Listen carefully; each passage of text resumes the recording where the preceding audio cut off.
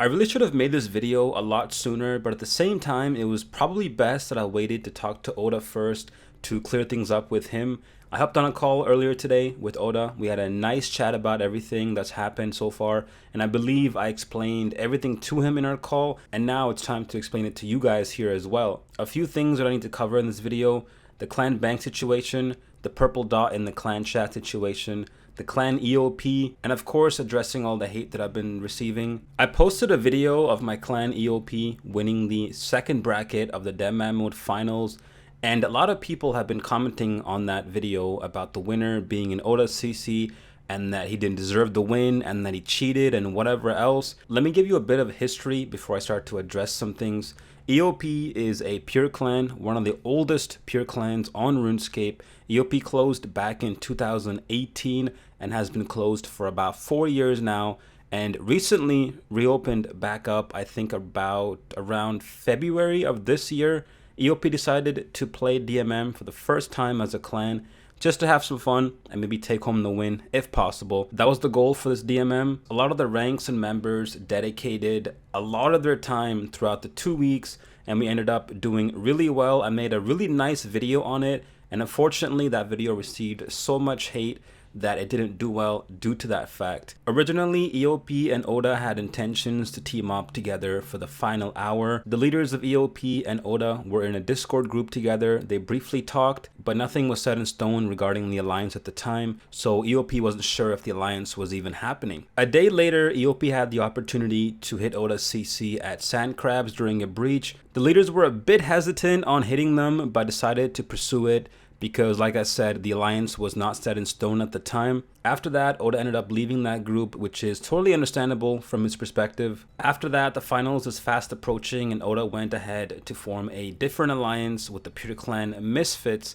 I'm not gonna lie, they ended up creating the biggest alliance in bracket 2. They had over 500 people, and now that's where the clan chat issue comes in. The friends list is capped at 400 people, and their alliance had more than 500 people. That means they weren't able to add every single person to the clan chat. So now they came up with a way to bypass the friends list limit by creating a plugin for RuneLite that is essentially a friend finder combined with a entity hider. And what this plugin does is whoever's RuneScape name they add to that plugin list, and if you downloaded that plugin, all of those names that they added would appear as a purple dot on your own minimap, even if they are not actually in the in-game clan chat. They added over 500 people on that list. I can't really show you how the plugin works in real time since it was taken down after the tournament, but basically what I said is how that plugin works. Now you're probably wondering how EoP got into that list, right? It's very simple. EoP got a few alt accounts added just so that we could see their locations in the final hour.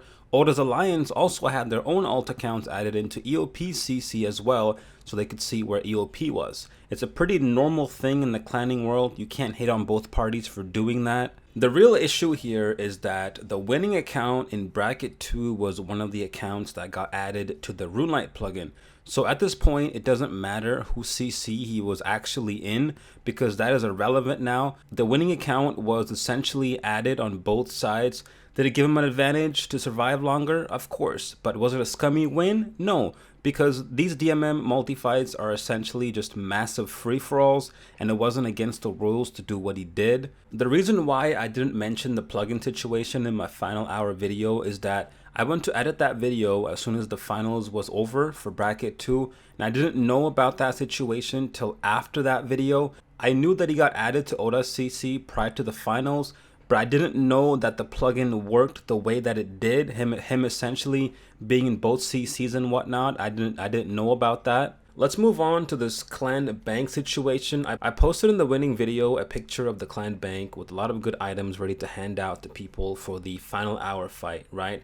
And that's basically what it was for. It was to gear people up that didn't have good gear for the final hour. It wasn't to re-gear people in max sets when they died or to store their items safely before a breach so they don't lose it. Literally every single clan that played DMM since the very beginning of DMM used a clan bank, including Oda's alliance and his community. The reason why it became such a big deal, when EoP won, people were finding any excuse that they can to try and get that winner DQ'd. Even Oda said in our call earlier that he doesn't care about all that. Alright, with all that being said, we talked about the clan chat issue, we covered the clan bank issue, but now let's go over EoP getting mixed up with this whole rot cheating situation. EoP played this DMM on her own. We didn't ally with anyone leading up to the finals. However, after Oda created the biggest alliance in bracket 2, we also had to try and invite some people to help us in the final hour, or else we wouldn't have stood a chance versus their alliance in the finals. We invited our retired members. We also invited the viewers. Whoever wanted to show up can basically come and join the final fight. That's how we were able to get around 230 people in total to fight everyone else in bracket 2. Rot did not partake in bracket 2. EoP did not cheat. EoP didn't do anything that the other alliance in our bracket didn't do. I wanted to also make it clear that I personally have no affiliation with the Rot and never have.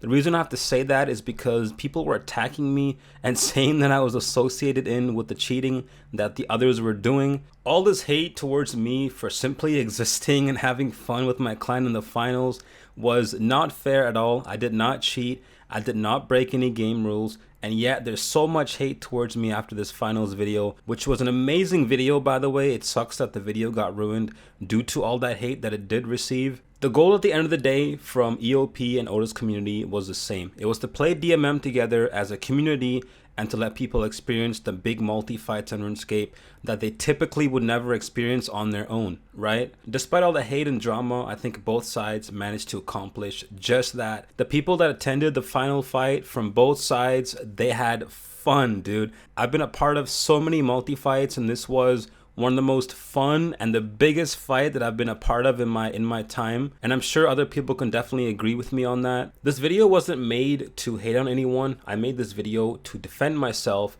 from all of the unjustified hate that I was receiving. I understand people have the right to be upset with some of the drama / cheating that happened in the other brackets, and I can even understand others being upset about losing in bracket 2. Losing does suck, especially on a deadman mode stage like this with thousands of people watching, but there's no rule breaking or cheating that happened in bracket 2. I also do want to mention that in the call with Oda earlier, he did apologize for the names he called me. I really do appreciate him for that. Talking to him first before making this video was the move because we got it all sorted out in that call. Not sure if I missed something here in this video. I believe I covered everything. Thanks for listening, you guys. Don't forget to subscribe, and I'll see you in the next one.